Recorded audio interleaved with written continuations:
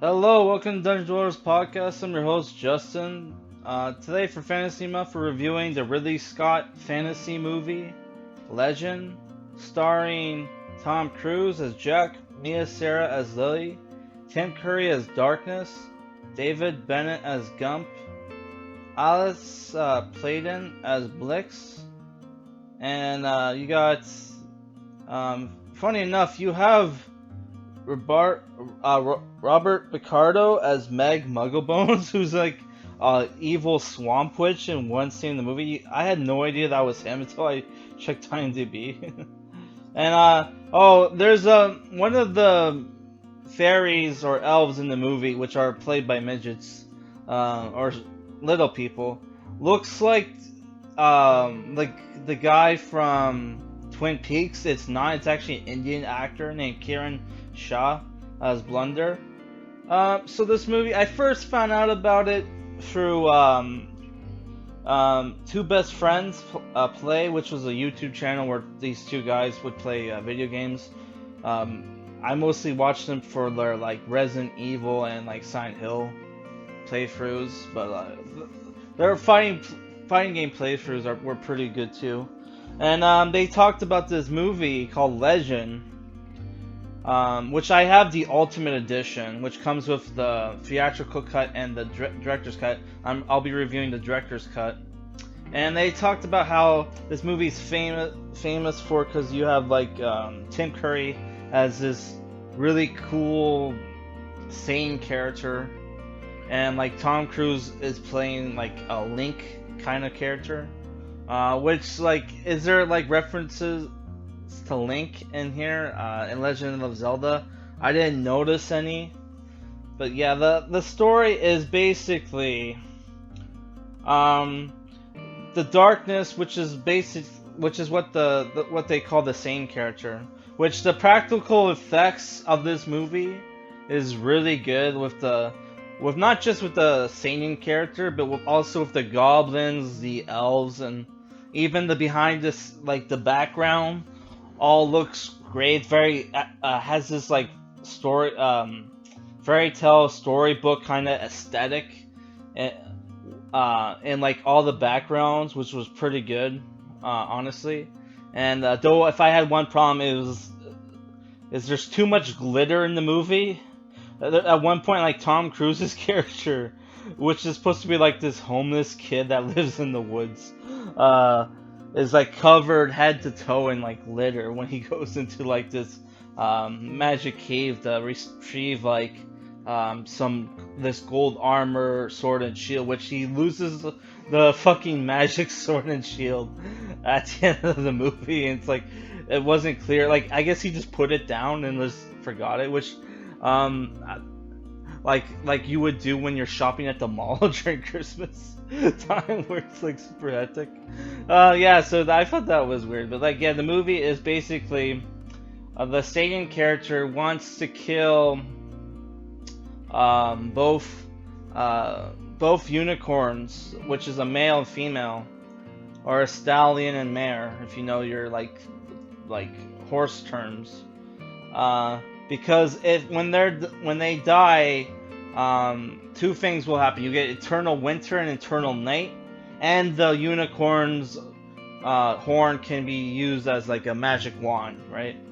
So he sends his goblins out to do that, and the goblins look very cool in the movie. You have one that looks like a traditional goblin with the long ass nose and big ass ears. You have one that looks like a pig. And the third one just wears this big helmet, which it turns out to be an elf masquerading as a goblin. Yeah, and what they use the princess in the movie named Lily to lure out the unicorn so they can kill it. Lily is friends with this with Jack, who's like this Tarzan like character, but instead of like obviously not in the jungle, but he's like living in the forest, right? How he survives the forest during the winter times, who the fuck knows? Then again, like there's like fairies and shit. Maybe the fairies help him out. Who the fuck knows? So like he knows a lot about animals, and he shows her where the unicorns are, and like an idiot, she goes to approach the unicorns. They they freak the fuck out, and this gives the goblins plenty of time to like kill the unicorns, but they only kill one, right, and steal its horn. So after that, the movie it becomes eternal winter, and then Jack, which is Tom Cruise's character, parties up with these fair elf characters. Gump, played by David Bennett, who was apparently how old was he again when he did this movie? He's a Swiss actor. Wow, he's like this. He's almost like the same Cruise. Sorry, same age as like Tom Cruise. He's only like 4 years younger. So I think he was like a teenager in the movie. And like, if you look at the movie, he looks like a little kid. According to the director's commentary, he was like, he had like a problem where he couldn't grow, but apparently his parents were able to get a doctor to fix that. So he looks like a little kid in the movie, but he was apparently 15. What's his height? 5'1". So the doctors didn't help him that much. It's like, holy fuck. And like he's a Swiss actor, but like because apparently, according to Ridley Scott, they had a racist American producer who didn't like Germans because like they were like, it reminded him of the Nazis. He's like voiced over by the same actress who voices the main goblin, who also voices another character, Father, which is like the voice that talks to the Satan whenever he needs like help and guidance. So like my one problem I have with the movie is like you have like one chick that voices all these different characters, and it's pretty much the same fucking voice. So that kind of irked me. Like you couldn't get another fucking voice actor. But besides from that, I thought the movie was a good movie. It has that like Adventurous Quest kind of thing going on for it, and you also have the whole like scenes with like the same character trying to tempt the princess, you know, trying to seduce her. Those scenes were pretty good, and like the same character's dialogue, especially at the final fight of the movie, which there's not a lot of fights in the movie because like it's mostly like Tom Cruise like running away, but like or like jumping around until like, you know, he gets the upper hand, which he comes up with this great strategy to beat the darkness, because the darkness character, the reason why he wants eternal night is because like sunlight can kill him. So obviously, what do they do in the movie? They kill the devil character. So yeah, I really like the movie. The practical effects, the characters, everything was great. Even the dialogue was good. It's this great movie, but I kind of have a problem with another problem I noticed is that the unicorns' horns, as they're running around, like their horns are like visibly like shaking up and down, which they weren't glued on very well. And then there's the fact that the Mia Sara's character, Lily, is supposed to be a princess, but she's hanging out with the peasants. Because of her, like a nearby village gets frozen, and like it kills all the people. Where you see a dead baby die. So it's like if you're a parent and you're not a fan of that there's a dead kid, there's a dead baby in the movie. How the Eternal Winter didn't kill Jack and like Lily, other than the fact that it's like poetic justice that they caused the crisis and therefore they have to survive to, like, you know, right it. I don't fucking know, honestly. I honestly, dude, like if I were to pick like If someone were to come up to me and ask me, what are 3 fantasy movies would I recommend for someone to watch? For someone who's like a fan of fantasy, right? And barring the fucking Lord of the Rings movies, right? I would pick Excalibur, Legend, and Crawl for the shits and giggles. But seriously, I would say like Legend. If you were to make a top 10 like fantasy movies list, like Legend would have to be up there. Even though I do think like Ridley Scott as a director is kind of hacked. I think he kind of got lucky with his first couple projects, because if you even listen to his documentaries, he'll tell you he's like a working man director, right? Like a lot of the great movies he's done has, in my opinion, nothing to do with him. It has to do with the talent that he gathered around him.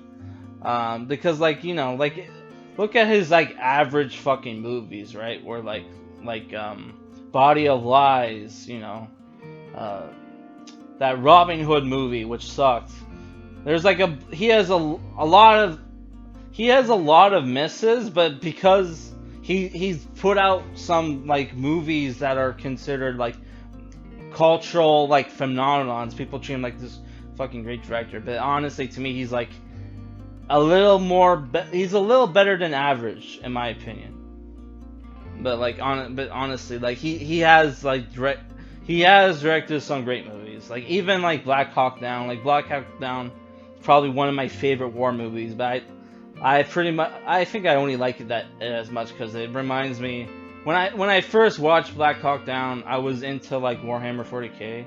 So it reminded me a lot of like dice rolls where like, you know, you get a critical hit and you got a critical miss, because like you'll have like people like really skilled like soldiers randomly just die, and then you have like noobs that like survive like near fatal deaths like time and time again, like Ewan McGregor's character, who was like a secretary who made coffee for most of the wars he's been in, but like he gets put in like one war scenario, and then he like one battlefield scenario, and he's like unkillable. It's like, what the fuck?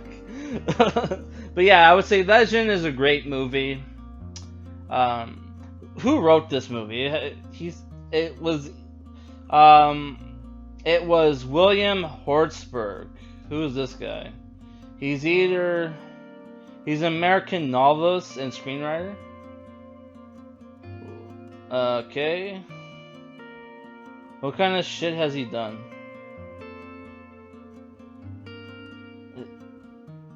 He did that Angel Heart movie?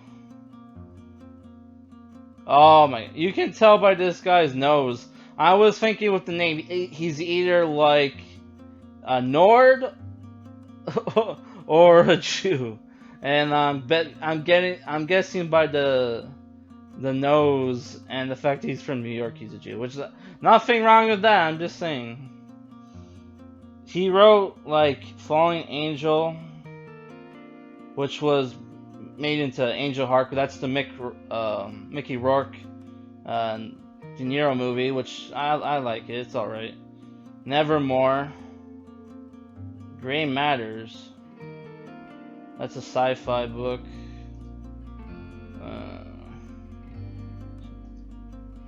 I don't know. Nothing like that looks too interesting. Other Edens. What the fuck? So that's the end of this review. Monday, I'm going to review George R. R. Martin's The Hedge Knight. And after that, who knows? Alright.